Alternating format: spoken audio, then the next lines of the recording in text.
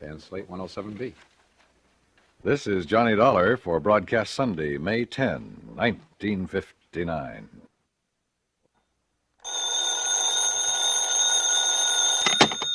Johnny Dollar. Johnny, this is Ray Connolly. Oh, yeah, over at Continental Insurance Company. That's right, yeah.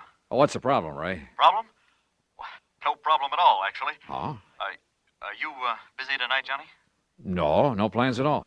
Well, you see, my wife's out of town for a few days, and Johnny, well, I wonder if you'd have dinner with me tonight. Can you do that? Why, sure, why not? Good. Just name the time and place, and I'll meet you there. Well, I happen to have a nice, thick fillet of prime beef in my refrigerator at home, and if you like steak... Sure do. Well, why don't you run over to my place at, say, 6:30? I'll pour you a couple of cocktails, and we'll tackle that steak. Okay, Johnny? Ray. Yeah. You're sure there isn't something that's bothering you? 6:30, Johnny? Yeah, okay, but now listen. Good. I'll see you then. But why don't you...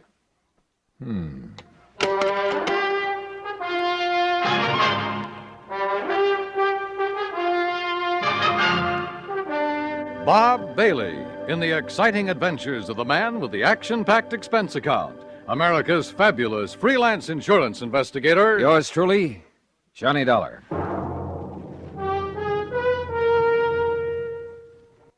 And now, Act One of yours truly, Johnny Dollar.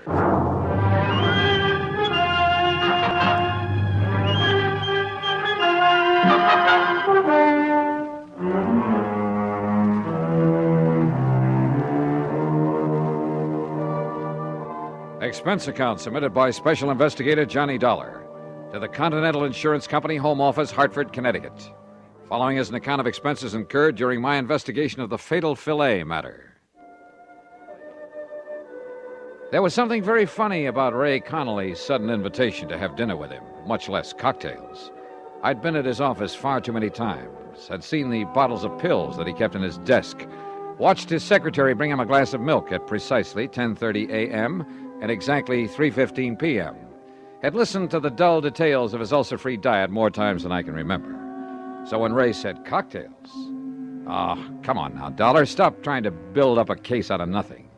And yet, for reasons that will be made clear later in this report, everything goes on expense account. Item 1, $1.40 for a cab to Ray's apartment. It was 6:30 on the nose when I pushed the doorbell. Oh, and I decided that if he did have something bothering him, I'd let him get around to it in his own sweet time.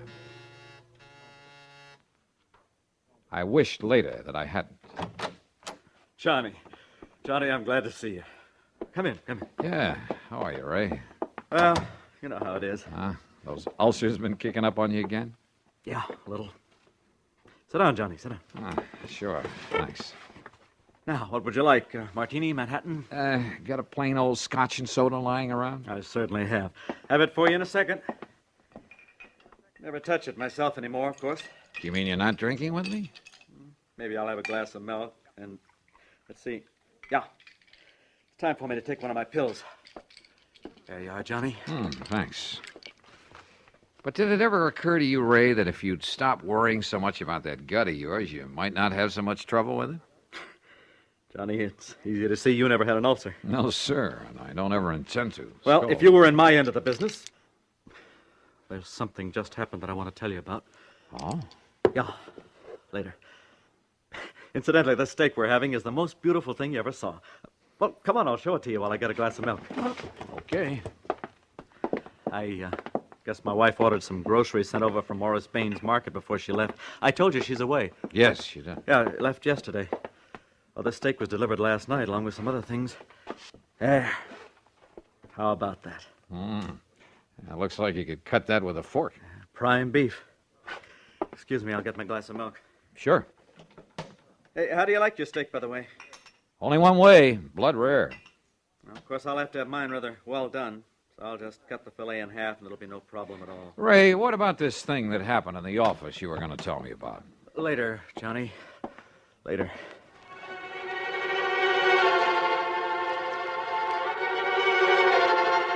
Again, looking back, I wished that I'd pressed the point, but I didn't. Instead, I had another drink, watched him sip his glass of milk, listened to him complain some more about his pet ulcer, and then, finally, we sat down to dinner. There we are. Isn't that the most beautiful steak you ever saw? Oh, no. Huh? Ray, didn't you hear me? What? Oh, dear. Yeah. Oh, dear. I'm terribly Well, embarrassed. brother, you ought to be. That looks like a piece of shoe leather. When you said blood rare, and I forgot all about Oh, it. Ray, you are a dog. You're sure you can't eat it this way? I'd rather chew up an old boot. Hey, listen now. Something's bugging you. Now, what is it? Nothing, Johnny. Look, I'll go out and buy another one for you, huh? And let yours sit here and get cold? No. Oh, Johnny, I'm terribly sorry. That's okay. Go ahead, Ray. Tear into it. I'll go out in the kitchen and see if I can find the makings of a sandwich.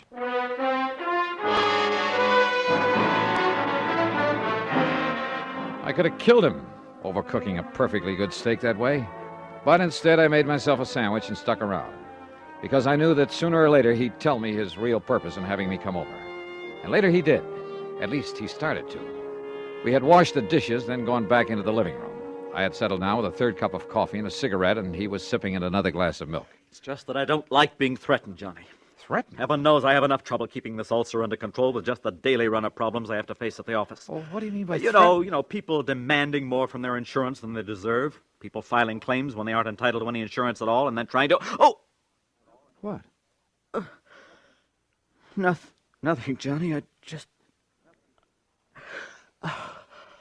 I'll be all right. You forget to take one of your pills, Ray? No, but maybe I better take another. Oh, yes, me. You're taking too many of them. But what was this talk about being threatened? Well, Johnny, this fella by the name of... Oh, no. Ray. Johnny! Ray, what's the matter? This pain in my stomach, it's killing me. Easy now. Here. Let me get you on the sofa. Oh, medicine, quick, please. There you are. Now, what medicine? Anything to stop this, Johnny. I grabbed the telephone and called Dr. Ramsey. But because of a traffic tie-up, it was nearly half an hour before he got there. Meantime, Ray lay on the sofa getting paler and paler until he was white as a sheet. The doctor, completely familiar with Ray's ulcer problem, did what he could. But after 45 minutes, realized things were getting beyond his control, so he called an ambulance. Another half hour. And yeah, by the time they got him to the hospital, in spite of injections and oxygen along the way, Ray Connolly was dead. Act Two of yours truly, Johnny Dollar, in a moment. And now, Act Two of yours truly, Johnny Dollar, and the fatal Filet matter.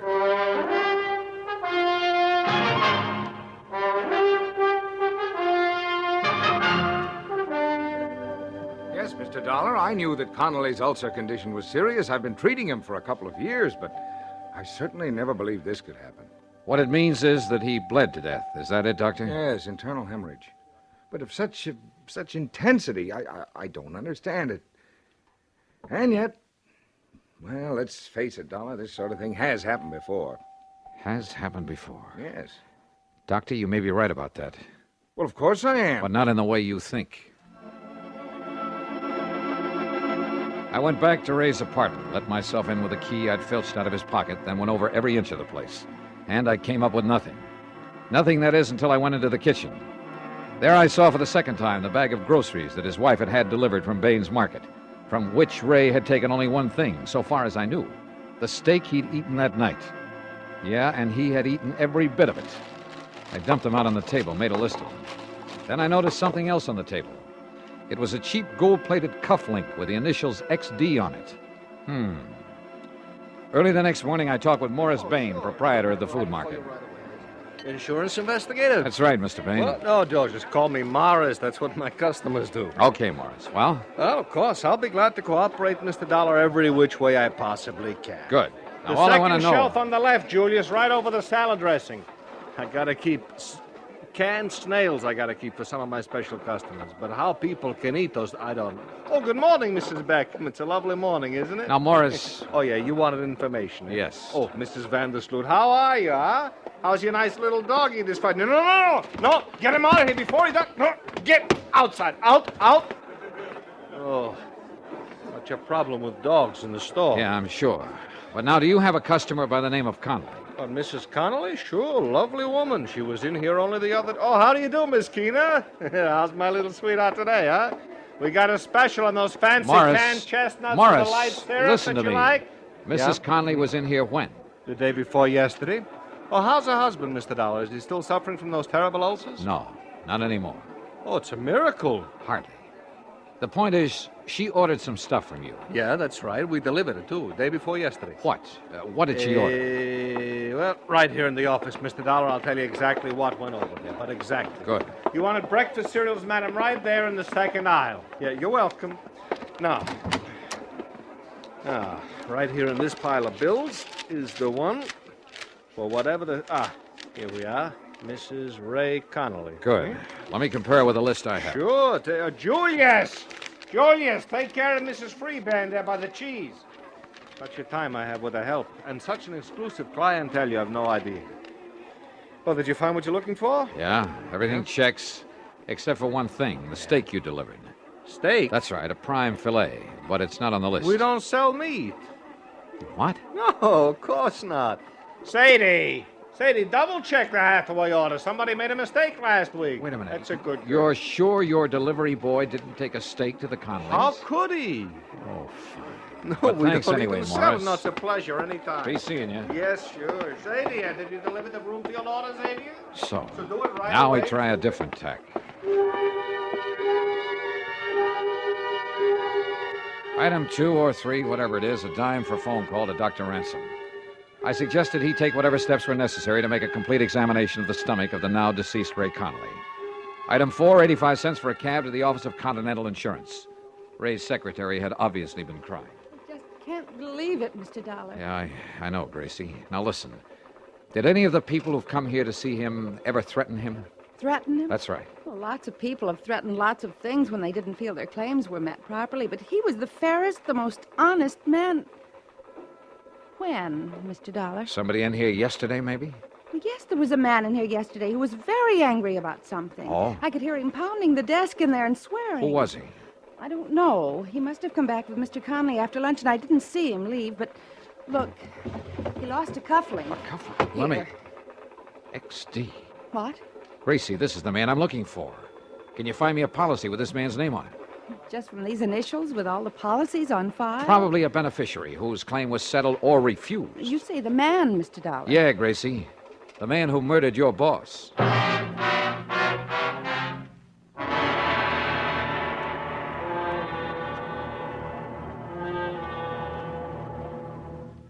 Act 3 of yours truly, Johnny Dollar, in a moment. And now, Act 3 of yours truly, Johnny Dollar. Expense account item 5, another dime for another call to Dr. Ransom. Yes, the autopsy had been made. And yes, they had found enough ground glass in the stomach of Ray Connolly to kill 3 men. That's why Ray, with his ulcer condition, had gone so fast. While he was with you, Johnny, the police would like very much to talk to you. Well, certainly they don't think I did it. Well, of course not. At least, Yeah? Well? well, after all, you were with him at the time when he ate that filet. Okay, Doc. I'll get in touch with him. Item 6, 10 cents for another call to Ray's secretary at Continental Insurance. Yes, Mr. Dollar, I have. Nice going, Grace. What's his name? Xavier Donato. The folder was still at Mr. Conley's desk. Donato. And the address? 13425 Sunset. Sunset. Got it. And listen, the reason he was angry with Mr. Conley... Yeah? He was named as beneficiary of his father's life insurance policy. Yeah? But his father just committed suicide. You see what I mean? Yeah. Donato couldn't collect. Yes. I mean, no, he couldn't. So... Gracie, you're a doll. Item 7, $2.50 for a taxi to the address far out on Sunset Avenue. It turned out to be an old ramshackle rooming house in a pretty lousy neighborhood. Sure, look for yourself, but I tell you, he ain't here anymore. When did he leave? Yesterday morning, bag and baggage. There you are, see for yourself. Now, don't tell me he's still living here. Well, I can't say that I blame him. What's that? Have you any idea where he might have gone? If I did, I'd send the cops to get the rent he owes me. The cops will want him for a lot more than your rent, lady. Yeah? What's more than that? Murder. Item 8, another phone call to police headquarters. I talked with Sergeant Jimmy Maxwell in homicide. Only I listened more than I talked. Cufflinks, huh? With the initials XD on them? That's right. What's I want... the idea of not telling us before? As if you didn't know it, that's withholding evidence. And in a murder case... Hey, look, that's another thing, Dollar. If you suspected murder, why didn't you call us in instead of having that doctor order the autopsy? You trying to hide something? Are you kidding? Where are you, anyway? We've been combing the city for you. As if you didn't know it, you got a little explaining to do Hey, down look. here. And listen, who do those initials XD stand for? Well, if you let me get a word in edgewise, I might tell you. Well, The D stands for Donato, the X for Xavier. Xavier. What kind of a name is that? Xavier, if you want to say it that way. Oh, boy, that's a rare one. You got his address? He just left the place where he was living, so he's probably 1,000 miles away. But Xavier? Huh? Of course, and right under my nose. What? Johnny!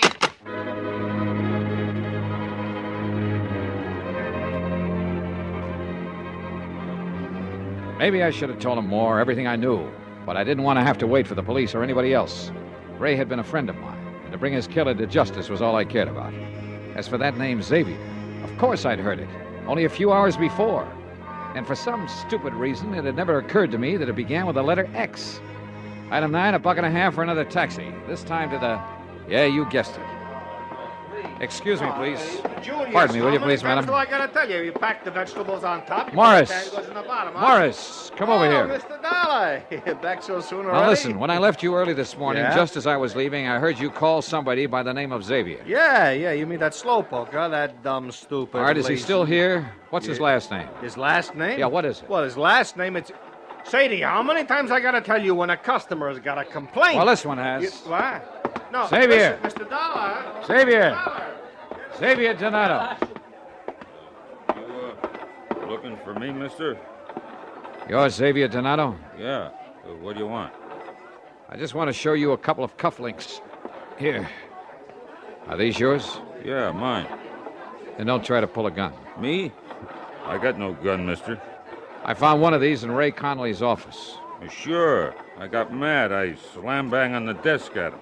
I found the other one at his apartment, where you delivered that steak to him. That steak full of ground glass. Where'd you get that steak? Wilson's Prime Market along the way to his place. Then you put in the glass and took it up to him. Yeah. That was pretty good, huh? Say, you from the cops? You expecting the cops? I don't know. But you didn't run. You didn't leave town. Sure. Because I'm smart. You leave town, they know you done it. They chase you, they catch you. And honest, I didn't know it was going to kill him. You know it now. But I had to get even. You know, because he wouldn't give me that insurance because my old man killed himself. So did my grandpop and his old man. Just because they didn't get something they want. You mean they all committed suicide? Sure. Because it was all, you know, off in the head. But not me. You understand? Because I'm smart. Somebody does something against me, like that insurance, well, I get even with them. You understand? I don't go kill myself. I get even with them. And you think they're going to find out? No. You think they're ever going to catch me? What do you think? Oh. You did, didn't you? Yeah. Gee. I guess you're even smarter than I am, mister. Yeah. Come on, Xavier.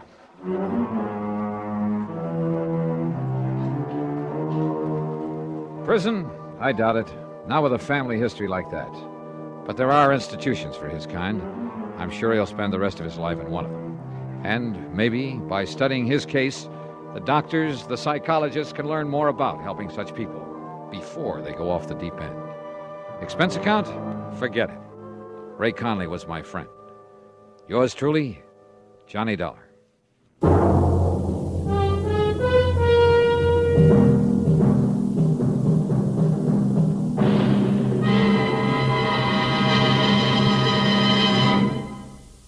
Our star will return in just a moment. Now, here is our star to tell you about next week's story. Next week, a pair of twins. And believe me, they bring me a double dose of trouble. Join us, won't you? Yours truly, Johnny Dollar.